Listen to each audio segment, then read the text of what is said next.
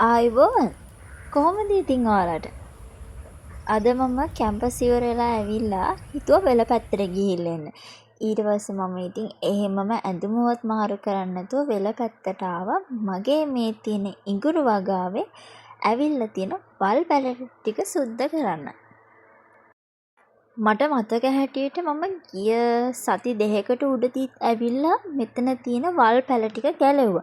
මෙතන ලොකුවට පේන්න වල් පැල නැති වුණාට චූටි වල් පැල කිහිපයක්ම මේ පිදුරු වශයෙන් ඇවිල්ලා තියෙනවා.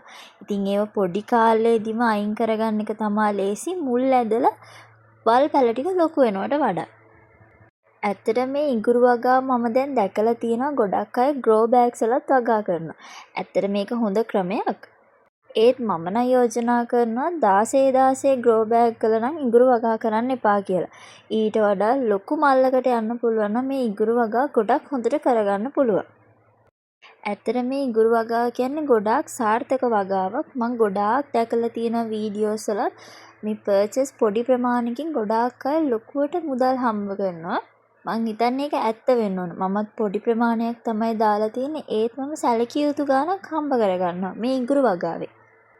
වැඩිම හරියක් මම බර දෙන්නේ නැහැ ඉඟුරු වගාවට. වැඩි හරියක් බර දීලා මේ ඉඟුරු වගාව බලන්නේ අපේ තාත්තා.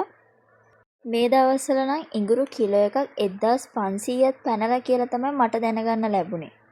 හැබැයි මේ ඉඟුරු වගාව කියන්නේ ඔයාලට අද වගා කරලා තව මාස 2-3කින් ප්‍රතිඵල ගන්න පුළුවන් වගාවක් නෙමෙයි. ටිකක් කාලයක් ඉවසීමෙන් මේ වගාව කරන්න වෙන ඔයාලට. ඉවසීමෙන් හැබැයි කරන්න වෙන්නේ මේ වගාව කරනවා නම් විතරයි. අපිට මේ වගාව කරද්දී තවත් එන ලොකුම ගැටලුව තමයි ඌරු මීයෝන්ගෙන් එන ගැටලුව. මේ පැත්තෙම ඉන්න ඌරු මීයෝ ඇවිල්ලා මේ අල ටික හාරනවා. එයාලා විනෝදෙට තමයි මේක කරන්නේ. එයාලා කන්නේත් නැහැ. විනෝදෙට ඇවිල්ලා හාරලා යනවා.